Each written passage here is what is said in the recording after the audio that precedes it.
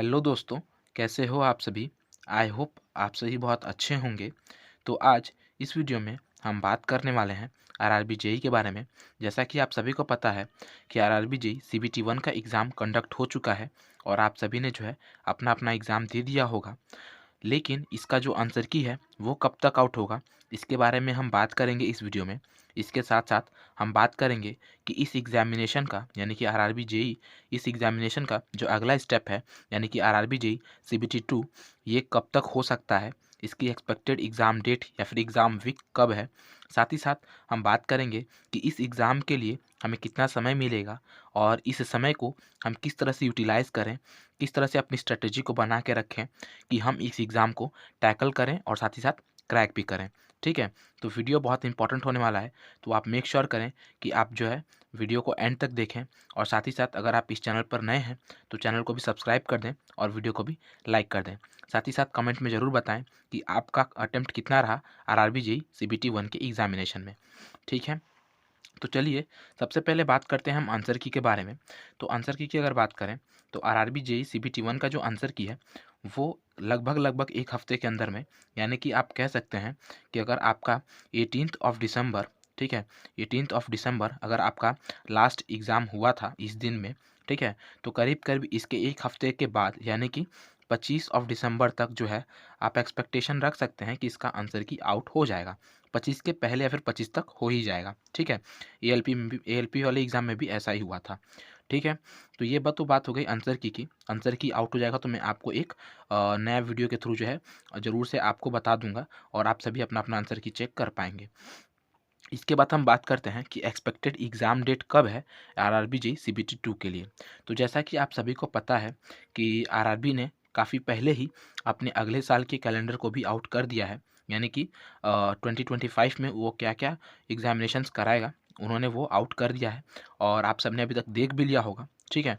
तो उस कैलेंडर के अकॉर्डिंग अगर हम बात करें, तो उस कैलेंडर के अकॉर्डिंग अगले साल यानी कि 2025 में, ठीक है, जून में आपका जो है फिर से जेईई का एग्ज़ामिनेशन का नोटिफिकेशन एडवर्टाइजमेंट आउट किया जाएगा। तो इस बार इनकी यही कोशिश रहेगी कि ये जो आरआरबी जेईई 2024 का एग्ज़ामिनेशन है, वो जून से पहले तक निपट जाए, ठीक है?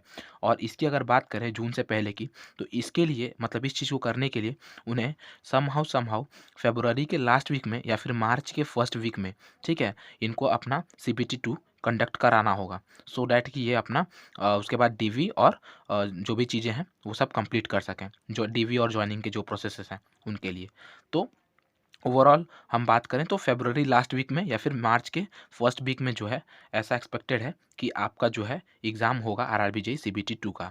और अगर बात करें कि हमें कितना समय मिल रहा है पढ़ने के लिए, तो ओवरऑल जो आपको एक्सपेक्टेड टाइम मिल रहा है सीबीटी 2 को प्रिपेयर करने के लिए, वो आपको करीब-करीब ढाई महीने का समय मिल रहा है, यानी कि 70 डेज़ का समय आपको मिल रहा है। 70 टू 80 डेज़ का सच बताऊँ तो। लेकिन हम यहाँ पे क्योंकि इंजीनियर्स हैं और वर्स्ट कंडीशन की बात करते हैं, ठीक है? तो वर्स्ट कंडीशन हम लेके चल रहे हैं कि आपको कम से कम जो समय मिलेगा वो 70 दिन मिलेगा और इन अगर कम से कम 70 दिनों में आप कैसे प्रिपेयर करें कि आप जो है इन सभी चीज़ों को मतलब अच्छी तरह से टैकल करके एग्ज़ाम को क्रैक कर सकें, हम बात करेंगे। और अगर 80 दिन मिलते हैं तो वो हमारे लिए और अच्छी ही बात है, ठीक है? क्योंकि हम और बेहतर प्रिपेयर कर पाएँगे। तो इसके लिए अगर हम बात करें सिलेबस की, ठीक है? सिलेबस की अगर बात करें कि आरआरबी जेईई के सीबीटी 2 की जो सिलेबस है वो कैसी है, तो जैसा कि हम सभी को पता है कि सीबीटी 1 जो है वो टोटल आपका नॉन टेक होता है, ठीक है? सीबीटी 1 जो है टोटल नॉन टेक होता है और जो सीबीटी 2 होता है उसमें टेक्निकल पोर्शन भी होता है और नॉन टेक्निकल पोर्शन भी कुछ होता है, ठीक है? अगर यहाँ पे मैंने आपको ऑलरेडी लिख के रखा है कि क्या-क्या पूछा जाएगा।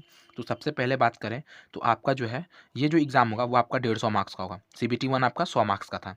तो ये जो है 150 का यानी कि 150 क्वेश्चंस आपको मिलेंगे जो कि 150 मार्क्स के होंगे, ठीक है?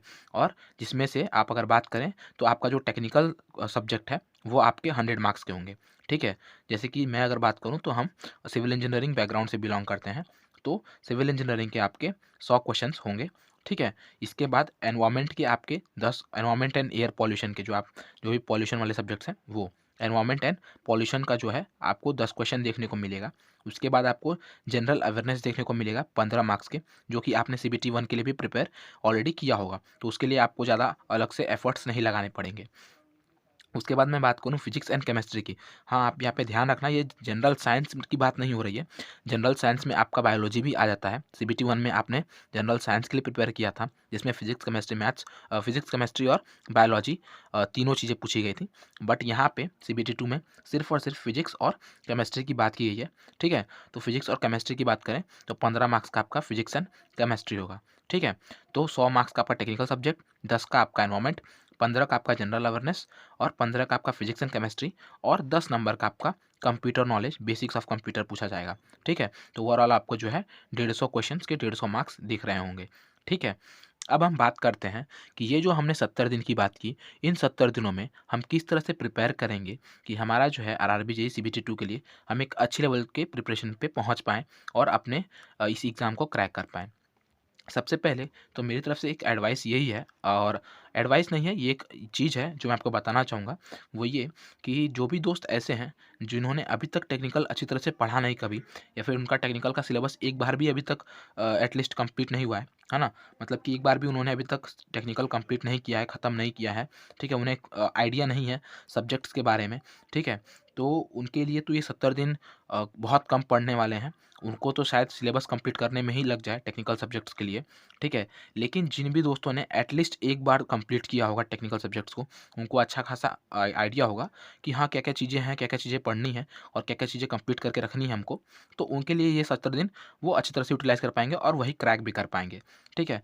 तो ये चीज़ मैंने आपको पहले ही बता रखी थी आरआरबी जेईई सीबीटी 1 के टाइम पे भी, कि आपको जो है सीबीटी 1 के साथ-साथ जो है कहीं न कहीं जो है आपको टेक्निकल सब्जेक्ट्स को लेके चलना पड़ेगा। सीबीटी 2 के भी कुछ सिलेबस को कवर करते हुए चलना पड़ेगा, सो दैट कि इस टाइम पे जो है, जब आपको कम समय मिलेगा, तो वहाँ पे आप जो है एक एडवांटेज बनाए रखेंगे और आप जो है अच्छी तरह से चीज़ों को कंप्लीट कर पाएँगे।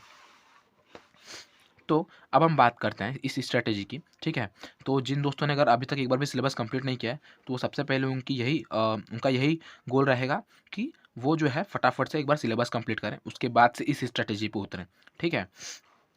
वैसे मैंने यहाँ पे ऑलरेडी इंक्लूड किया है कि अगर किसी ने, मतलब आपने एटलीस्ट बस एक बार आपको आइडिया है कि हाँ, सिविल इंजीनियरिंग में या फिर आपके जो भी इंजीनियरिंग है, आप क्या-क्या पढ़ते हो, क्या-क्या चीज़ें हैं, अगर आप में मतलब आप इतना जानते हो, अच्छा खासा आइडिया है, तो भी आप इस स्ट्रैटेजी पे बढ़िया तरीके से वर्क कर सकते हो। बट आपको और ज़्यादा एफर्ट लगाने पड़ेंगे, आपको और ज़्यादा मेहनत करना पड़ेगा, सो दैट कि आप जो है इन चीज़ों को कंप्लीट कर पाओ इन टाइम बाउंडेशंस के अंदर में, ठीक है? तो 70 दिन है और हमारा गोल ये है कि हम अपने नोट्स को 2 से 3 बार रिवाइज़ कर पाएँ। अपने पीवाईक्यूज़, जैसे कि एसएससी जेईई के जो पीवाईक्यूज़ होते हैं, आरआरबी जेईई के जो पीवाईक्यूज़ हैं, और जो भी रिसेंट एग्ज़ाम्स हुए हैं, जैसे कि अभी-अभी कुछ दिन पहले डीडीए जेईई का एग्ज़ाम हुआ था। कुछ दिन नहीं, पिछले साल ही हुआ था, ठीक है? डीएसएसबी का कुछ कुछ समय पहले हुआ था। एनबीसीसी जेईई का कुछ समय पहले हुआ था। एसएससी जेईई मेंस का कुछ समय पहले हुआ था। मतलब कि जो भी आस-पास में जो भी आपके टेक्निकल एग्ज़ाम्स हुए हैं, आप उनको देख सकते हो, उनके पेपर्स को सॉल्व कर सकते हो। आरआरबी जेईई के जो पीवाईक्यूज़ हैं उनको सॉल्व कर सकते हो, और एसएससी के पीवाईक्यूज़ को देख सकते हो, ठीक है? उनको आपको देखना है। उसके बाद जो आपके मॉक टेस्ट हैं, टेक्स्ट बुक आप सभी को पता है कि बहुत इकोनॉमिकल और बहुत ट्रस्टवर्दी जो है एक प्लेटफ़ॉर्म है, जहाँ पे आप जो है अपने आप को चेक कर सकते हो, अपने प्रिपरेशन को चेक कर सकते हो और आगे बढ़ सकते हो, बढ़िया तरीके से एग्ज़ाम्स को क्रैक कर सकते हो, ठीक है? तो आप मॉक टेस्ट दे सकते हैं, फिर चैप्टर टेस्ट देंगे, सेक्शनल टेस्ट देंगे, और जो भी लाइव टेस्ट होते हैं, उन सबको आपको देना है। तो ओवरऑल हमारा अल्टीमेट गोल यही है कि हम जो है at the and in 70 days के एंड पे हम जब पीछे मुड़कर देखें, तो हमें ये देखने को मिले कि हाँ, हमने नोट्स को रिवाइज़ कर रखा है अच्छी तरीके से 2-3 बार में। हमने सारे पीवाईक्यूज़ कर रखे हैं एसएससी, आरआरबी और रिसेंट एग्ज़ाम्स के। हमने मॉक टेस्ट लगा रखे हैं, लाइव टेस्ट लगा रखे हैं, चैप्टर और सेक्शनल टेस्ट लगा रखे हैं, ठीक है? अब इन 70 दिनों की बात करूँ, तो इन 70 दिनों को मैंने 4 पार्ट में डिवाइड कर रखा है, ठीक है? ये ना, ये आपका फर्स्ट, आप एक ऐसे कह सकते हैं कि आपका फर्स्ट फ़ेज़ है, ये आपका सेकंड फ़ेज़ है, और ये जो है आपका थर्ड फ़ेज़ है, और ये आपका फाइनल फ़ेज़ है, ठीक है? फर्स्ट फ़ेज़ में आपको क्या करना है, फर्स्ट फ़ेज़ में आपको 20 दिन मिलेंगे, ठीक है? 20, 20, 20 और 10, ठीक है? 70 दिन, इस तरह से। तो 20 दिन में आपको क्या करना है, पहले जो आपके 20 दिन होंगे, जो आपके इनिशिएटिव डेज़ होंगे, उनमें आपको अपने बेस पे काम करना है, ठीक है? इस पे आपको अपने बेस पे काम करना है। आपको जो है, आपके अगर नोट्स आपके पास अवेलेबल हैं, ठीक है? बहुत सारे दोस्त होंगे जिसने नोट्स बना के रखे होंगे ऑलरेडी, तो वो अपने नोट्स को फटाफट रिवाइज़ करेंगे इन 20 डेज़ में, ठीक है। जिनके पास नोट्स नहीं है और मैं अपनी तरफ से कुछ रिकमेंडेशन की बात करूँ तो आप जो है सिविल बूस्टर करके बुक आती है, आप उसे ले सकते हैं। उसमें काफ़ी अच्छी तरीके से जो है चीज़ों को बढ़िया तरीके से बताया गया है। वो एज़ अ शॉर्ट नोट्स आप यूज़ कर सकते हो उस बुक को, ठीक है। मैं एज़ अ शॉर्ट नोट्स उसको यूज़ करता हूँ, ठीक है। तो उस बुक को भी आप रेफ़र कर सकते हो। बट सबसे बेस्ट यही होगा कि आपके पास अपने कुछ नोट्स ऑलरेडी अवेलेबल हो, ठीक है? और ये उसके बाद आप ये बुक यूज़ कर सकते हो, सो दैट कि इसमें अगर कोई चीज़ ऐसी, ऑब्वियसली शॉर्ट नोट्स है तो कुछ चीज़ें तो आगे पीछे होंगी, कुछ चीज़ें छूटी हुई होंगी, तो वो आप अपने नोट से देख पाओ। तो आपको सबसे पहले अपना नोट्स रिवाइज़ कर लेना है। जिनके पास ये बुक नहीं है वो बुक ले सकते हैं और इसमें से भी पढ़ सकते हैं। तो सबसे पहले नोट्स रिवाइज़ कर लेने हैं इन 20 डेज़ में। 14 सब्जेक्ट्स होते हैं, ठीक है? 14 से 15 सब्जेक्ट्स, उनको अच्छी तरह से कंप्लीट कर लेना है। और ये एक चीज़ और है, ये है कि यहाँ पे आपको ऑटोकैड के भी क्वेश्चन पूछे जाने वाले हैं। आपने सिलेबस देखा होगा तो आपको पता होगा। सिविल इंजीनियरिंग की अगर बात करूँ तो ऑटोकैड हर जगह नहीं पूछा जाता, बट यहाँ पे पूछा जाने वाला है, तो आपको वो ध्यान रखना है। ठीक है? इसके बाद नोट्स को रिवाइज़ कर लेना है। साथ ही साथ लाइव क्विज़ेस चलते हैं टेक्स्ट बुक पर, उसको आपको देने में करीब-करीब 10 मिनट लगेंगे और 10 मिनट में आप अच्छे खासे क्वेश्चन्स को सॉल्व कर पाएँगे। 50-60 क्वेश्चन्स आप कर सकते हैं। 5-5 क्वेश्चन्स के क्विज़ेस होते हैं, चैप्टर वाइज़ और मतलब सब्जेक्ट वाइज़, चैप्टर वाइज़ ऐसे करके, ठीक है? अलग-अलग एग्ज़ाम्स के लिए। तो आप देख सकते हो वहाँ पे लाइव क्विज़ेस को सॉल्व कर सकते हो, है ना? एक लाइव क्विज़ में आपके जो है ओवरऑल कुछ 5 क्वेश्चन्स होते हैं, 5 टू 6 क्वेश्चन्स। अगर आप उसको मतलब दोगे तो मतलब अप्रॉक्सिमेटली अगर आप बात करो तो हर सब्जेक्ट के मतलब मिल जाएगा आपको एक लाइव क्विज़। तो ओवरऑल जो है आप 8, 9, 10 लाइव क्विज़ दे पाओगे, है ना? और करीब-करीब 40 से 50 क्वेश्चन, कभी-कभी 60 क्वेश्चन भी आप कर लोगे। तो काफ़ी सही चीज़ होती है ये। ये आप एक बार ट्राई करना, जो नहीं करते उनके लिए, जो करते हैं उन्हें तो ऑलरेडी पता ही होगा। ठीक है? तो लाइव क्विज़ ले लेना। उसके साथ-साथ टेक्स्ट बुक पे जो भी आरआरबी जेईई के सेक्शन में टेस्ट सीरीज़ में, ठीक है? जो भी आपके चैप्टर टेस्ट हैं, जो भी सेक्शनल टेस्ट हैं, उनको दे लेना, ठीक है? चैप्टर टेस्ट और सेक्शनल टेस्ट जो भी रिलेवेंट आप पढ़ रहे हो। मतलब सपोज़ दैट कि अगर मैं अभी बीएमसी पढ़ रहा हूँ या फिर सॉइल पढ़ रहा हूँ, तो सॉइल मैं पढ़ रहा हूँ, सॉइल के मैंने अपने नोट्स पढ़ लिए, ठीक है? लाइव क्विज़ेज़ जो चल रहे थे मैंने सब लगा लिए, ठीक है? जो मुझे आता था मैंने कर लिया, सीख लिया, ठीक है? रिलेवेंट मतलब टेस्ट सीरीज़ में जाना है मुझे और जो भी रिलेवेंट चैप्टर और रिलेवेंट सेक्शनल टेस्ट हैं मेरे, समझिए ऐसे कि मैंने सॉइल पढ़ा तो सॉइल के जो भी चैप्टर टेस्ट हैं उन्हें मैंने सॉल्व कर लिया, उनके सेक्शनल टेस्ट लगा लिए, ठीक है? तो लगे हाथ सब मतलब चारों तरफ से हमारा हर चीज़ कंप्लीट होते चलेगा। ये 20 डेज़ में आपको आराम से ये चीज़ कंप्लीट करनी है और 20 डेज़ बहुत होते हैं ये चीज़ करने के लिए, जो करते हैं वो कर लेंगे। और अगर मैंने आपको बताया ना कि अगर आपको आइडिया है, आप जानते हो तो आप कर लोगे, अदरवाइज़ बहुत मुश्किल पड़ने वाला है आपके लिए। और 70 दिन में आपको बहुत सारी चीज़ें कंप्लीट करनी है। आपको पता है कि इसमें सिर्फ टेक्निकल नहीं, कुछ अदर नॉन टेक चीज़ें भी देख के लेके चलनी है, तो इसलिए मैं कह रहा हूँ ये 20 डेज़ में आपको ये करना है। एक चीज़ और आपको क्या करना है कि ये जो पहला फ़ेज़ और जो दूसरा फ़ेज़ मैं आपको बता रहा हूँ ना, इन पहले और दूसरे फ़ेज़ में आपको पेंसिल लेके बैठना है। आप जब नोट्स रिवाइज़ कर रहे हो, तो उस टाइम पे आपको पेंसिल लेके बैठना है और टिक मार्क या फिर अंडरलाइन करते हुए चलना है हर इम्पोर्टेंट और डाउटफुल टेबल्स को, क्वेश्चन्स को और थियरीज़ को। सो दैट कि आपको अगली बार जब रिवाइज़ करना हो तो आपको पूरी चीज़ ना रिवाइज़ करनी पड़े हो। अगर आपका कोई ये सपोज़ दैट कि ये 2 पेजेज़ हैं, ठीक है? मैंने यहाँ पे कुछ लिखी हुई है और यहाँ पे कुछ लिखा हुआ है। मुझे पता चलता है कि हाँ, यहाँ पे ये चीज़ जो है जो मुझे इम्पोर्टेंट और जो मुझे भूल सकती है। फिर ये एक टेबल है जो मुझे देखनी है। उसके बाद यहाँ पे इस पेज में ऐसा कुछ नहीं है जो मुझे फिर से देखना पड़े या फिर मुझे फिर से कुछ पढ़ना पड़े। तो जब अगली बार आप पढ़ोगे तो आप सिर्फ़ इनको और इनको देख के आगे बढ़ जाओगे। आपका ये जो पेज का जो टाइम था वो आपका बच गया। इस तरह से करके अगर आप करोगे तो आप जल्दी-जल्दी कंप्लीट कर पाओगे। ठीक है? तो इस तरह से करना है, स्मार्ट वर्क करना है, हार्ड वर्क नहीं करना है। तो ये बात हो गई हमारे इस पहले फ़ेज़ की। इस पहले फ़ेज़ में आपको ये काम करना है। उसके बाद करें अगर सेकंड फ़ेज़ की, सेकंड फ़ेज़ भी आपका 20 डेज़ का होने वाला है और इन 20 डेज़ में आपको क्या करना है, आपके जो भी प्रैक्टिस बुक्स मतलब आपने कुछ प्रैक्टिस बुक्स ले रखी होंगी, जिन्होंने नहीं ले रखी वो मतलब ऑब्वियसली आपको लेनी ही पड़ेगी, है ना? बिना लिए काम नहीं चलने वाला। जिन्होंने नहीं ले रखी वो जो है वाईसीटी की एई वाली बुक ले सकते हैं क्योंकि काफ़ी बढ़िया है, वो मैं खुद भी यूज़ करता हूँ, ठीक है? वाईसीटी की ये वाली बुक आप ले सकते हो, अगर आपने नहीं ले रखी है अभी तक। और सच बताऊँ तो अगर आप लोगे इस टाइम पे तो आप कंप्लीट नहीं कर पाओगे, इन 20 डेज़ में कंप्लीट नहीं होने वाला वो, है ना? वो इतना मतलब ये नहीं ईज़ी पीज़ी वर्क नहीं है का अ, मतलब एक ऐसा भी केक वॉक नहीं है कि आप कंप्लीट कर पाओ, तो ये तो बहुत टफ होने वाला है। बट आप क्या कर सकते हो, जिसने ले रखी है, जिसने कर रखी है, उनके लिए वो सॉल्व कर सकते हैं। बट जिसने नहीं ले रखी, जिसने नहीं कर रखी, उनके लिए मैंने दूसरा चीज़ करके रखा है। उनके लिए अल्टरनेटिव ये है कि वो एसएससी की पीवाईक्यू, आरआरबी की पीवाईक्यू जो भी है मतलब टेक्स्ट बुक पे अवेलेबल है, या फिर आप इसके लिए सेपरेट सा कोई बुक ले सकते हो, ठीक है। एसएससी का पीवाईक्यू लेके मेडिजी या फिर आईएएस मास्टर का जो आपको सही लगता है आप वो ले सकते हो एसएससी के लिए, और वो उसके पीवाईक्यूज आप सॉल्व कर सकते हो, क्योंकि ऑब्वियसली आरआरबी के जो पीवाईक्यूज है वो बहुत पुराने हैं, तो उनको देख के वो आप सिर्फ टेक्स्ट बुक पे ही कर लोगे, ठीक है। वो आपको टेक्स्ट बुक पे ही मिल जाएंगे, उनके लिए अलग से बुक मत लेना। एसएससी के पीवाईक्यू के लिए बुक आप ले लेना, क्योंकि वो हर साल होता है, और उस पे जो है आपको पता चलेगा कि हाँ, जो टेक्निकल के जो क्वेश्चंस के लेवल हैं वो किस तरह से हर साल दर साल जो है चेंज होते चल रहे हैं, और किस तरह से कैसे-कैसे क्वेश्चंस पूछे जाते हैं, ठीक है? तो आपको अच्छा आइडिया मिल जाएगा। तो अगर आपके पास प्रैक्टिस बुक नहीं है वाईसीटी वाली, अगर आपने नहीं कर रखी, तो आप एसएससी की कोई सी ले लेना, मेडिजी या फिर आईएएस मास्टर, ठीक है? तो वो प्रैक्टिस बुक आपको यहाँ पे सॉल्व करनी है, ठीक है? पूरी 20 डेज़ में आपको दे रहा हूँ। इन 20 डेज़ में आपको जो 14 सब्जेक्ट्स हैं, उन 14 सब्जेक्ट्स को जिसको आपने पढ़ रखा है, नोट्स को रिवाइज़ कर रखा है, यहाँ पे पहले दिन मतलब पहले फ़ेज़ में, उनको आपको यहाँ पे सॉल्व करना है। उनको सॉल्व करने के बाद, और जो लाइव क्विज़ आप पहले देते थे, तो वो लाइव क्विज़ अभी भी आपको देना है। लाइव क्विज़ देने में ज़्यादा टाइम नहीं लगता है, ऑब्वियसली बहुत लगेंगे तो आपको 20 मिनट्स लगेंगे, 20 मिनट्स भी नहीं लगते सच बताऊँ तो, लेकिन अगर मैं मान के चलता हूँ कि हाँ, वर्स्ट से वर्स्ट कंडीशन में आपको लगते हैं तो 20 मिनट्स लगेंगे, इससे ज़्यादा नहीं। आप चाहो तो खाना खाते समय भी दे सकते हो, इतना मतलब ये है। तो ये चीज़ हो गया, तो आप ये कर लेना, ठीक है। सेकंड फ़ेज़ में आपको प्रैक्टिस करनी है, जितना हो सके उतना प्रैक्टिस करना है। इन 20 डेज़ में आपको वो बुक खत्म कर देनी है, ठीक है। इसके बाद जो आपका थर्ड फ़ेज़ है, ये थर्ड फ़ेज़ थोड़ा-सा टफ़ होने वाला है, वो इसलिए क्योंकि इस थर्ड फ़ेज़ में आप जो है, जो भी मैंने आपको बोला था ना टिक मार्क करके रखना है, इस सेकंड फ़ेज़ में इस बुक में आपने जो भी क्वेश्चन्स को टिक मार्क करके रखा होगा, और फर्स्ट फ़ेज़ वाले जो भी टेबल्स और थियरीज़ को जो आपने टिक मार्क कर रखा होगा, उनको आपको जो है यहाँ पे क्या करना है, रिवाइज़ करना है, ठीक है। इसको और इसको मतलब जैसे सपोज़ दैट मैं सॉइल मैकेनिक्स पढ़ रहा हूँ, तो सॉइल में मैंने जो भी अपने नोट्स में फर्स्ट फ़ेज़ में जो भी मैंने टिक मार्क करके रखे होंगे, उनको मैं क्या करूँगा, फटाफट से रिवाइज़ कर लूँगा, फिर से एक बार से देख लूँगा, ठीक है। नोट्स मेरे रिवाइज़ हो गए सॉइल मैकेनिक्स से।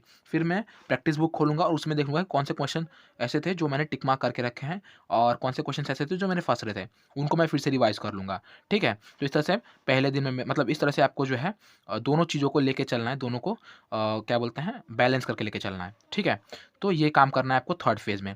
इसके बाद हर दूसरे दिन के गैप पे आपको एक मॉक देना है, ठीक है। हर दूसरे दिन के मॉक पे आपको हर दूसरे दिन के गैप पे आपको एक मॉक देना है, और उस मॉक को अगले 2 दिन में एनालिसिस करना है। ऑब्वियसली कुछ आपको जो है ज़्यादा समय नहीं लगेगा, आपको सिर्फ मॉक देना है ना, तो मॉक देके और उसके बाद आपको उसको एनालिसिस करना है। एनालिसिस करने के लिए मैं आपको 2 दिन का जो गैप है वो दे रहा हूँ, आप आराम से उसको एनालिसिस करेंगे, देखेंगे कि हाँ, क्या-क्या चीज़ें मुझसे छूट रही हैं, क्योंकि मॉक देना बहुत ज़रूरी है, और यही चीज़ है जो आपको बताएगी कि आपको आप जो भी मतलब चीज़ें पढ़ रहे हैं, वो क्या सही डायरेक्शन में पढ़ रहे हैं, क्या सही डायरेक्शन में चीज़ें कंप्लीट कर रहे हैं, और इस तरह से अगर आप चीज़ करेंगे, तो ऑब्वियसली आपको एक पॉजिटिव रिज़ल्ट देखने को मिलेगा, ठीक है? तो आपको मॉक टेस्ट देते रहना है हर दूसरे दिन के गैप पे। तो ये काम करना है आपको थर्ड फ़ेज़ में, ठीक है? थर्ड फ़ेज़ में काम थोड़ा-सा ज़्यादा है, बट आपको करना पड़ेगा अगर आपको एग्ज़ाम क्रैक करना है, और काम ज़्यादा भी नहीं है, अगर आप फटाफट से करोगे, यानी टिक मार्क अगर आप करके रखोगे बेहतर तरीके से कि हाँ, ये चीज़ मुझे देखनी है, अगली चीज़ कोई नहीं देखनी है, तो आप कर लोगे, ठीक है? आपको फ़ोकस्ड रहना है, टाइम बाउंडेड रहना है, स्मार्ट वर्क करना है, ठीक है? इसके बाद हम बात करते हैं अपने फाइनल डेज़ की, ठीक है? फाइनल डेज़ आपको 10 डेज़ मिलेंगे। इन 10 फाइनल डेज़ में आपको मॉक देना है, आप जितना मॉक दे सकते हो उतना मॉक देना है। उन मॉक्स वैसे तो आप यहाँ पे भी मॉक्स दे रहे थे, तो यहाँ के जो मॉक टेस्ट होंगे वो आपको बताएँगे कि हाँ, क्या-क्या कमियाँ हैं आपके अंदर। वो चीज़ें जो है, जो भी आपको पता चला होगा, उनको आपको एक जगह पे छोटी-सी डायरी बना के नोट कर लेना है कि हाँ, मैं टाइम मैनेजमेंट बढ़िया नहीं कर पा रहा हूँ। हाँ, मैं क्वेश्चन्स में फँसा रह जा रहा हूँ, क्वेश्चन्स को ढंग से पढ़ नहीं पा रहा हूँ। मैं क्वेश्चन्स में सिली मिस्टेक्स कर रहा हूँ, ऐसे-ऐसे सिली मिस्टेक्स कर रहा हूँ जो मुझे नहीं करने चाहिए। उनको आपको एक पेज पे एक छोटे से डायरी में लिख लेना है, और उन पे वर्क करना है इन 10 डेज़ में, और फटाफट से मॉक देना है, और इनको जो है कहीं न कहीं प्रिवेंट करना है, इन चीज़ों को प्रिवेंट करना है, कोशिश करना है कि इनको ख़त्म कर दें, ठीक है? ख़त्म नहीं होंगी, बट ख़त्म मिनिमाइज़ करने की कोशिश करना है, ठीक है? तो ये चीज़ करनी है, और समय बचता है तो आपको अपने जो भी शॉर्ट नोट्स थे, जो आपने टिक मार्क करके रखे थे, जो भी चीज़ें हैं, उनको एक बार से फटाफट से रिवाइज़ कर लेना है। इस तरह से अगर आप करोगे, तो आई बेट कि हाँ, आप ज़रूर से 70 दिन के बाद आप जब पीछे मुड़कर देखोगे, तो आपको बहुत सारी चीज़ें चेंजेस दिखेंगी आपके अंदर, और आप एग्ज़ाम को क्रैक कर पाओगे, ठीक है? तो ये थी मेरी स्ट्रैटेजी इस एग्ज़ाम को क्रैक करने के लिए। आई होप आपको समझ आई होगी, आपको अच्छी लगी होगी, और आप ज़रूर से फॉलो करोगे, और इस तरह के जो है वीडियोज़ के लिए आप हमारे चैनल को सब्सक्राइब कर सकते हो। साथ ही साथ अगर आप अभी तक टेलीग्राम चैनल और व्हाट्सएप ग्रुप से नहीं जुड़े, तो आप जो है डिस्क्रिप्शन में लिंक है, वहाँ से जुड़ सकते हो। हमारे व्हाट्सएप ग्रुप में और टेलीग्राम चैनल पे हम बेहतर तरीके से डिस्कशन करते हैं, इंटरैक्ट करते हैं कि हाँ, किस तरह से चीज़ों को और बेहतर कर सकते हैं। साथ ही साथ जो है हम हर रात व्हाट्सएप ग्रुप में डीपीआर डालते हैं, जिससे हमें पता चलता है कि हमने जो पढ़ाई की है वो सही तरीके से की है या नहीं की है। हमारा जो भी दिन था वो बेहतर तरीके से यूटिलाइज़ हुआ है कि नहीं हुआ है, इफ़ेक्टिव रहा कि नहीं रहा। ठीक है? तो ये बात हुई इस वीडियो में और आई होप कि आपको सभी चीज़ें समझ में आई होंगी। सो ये था आज की वीडियो में। Keep watching, keep learning. Thank you.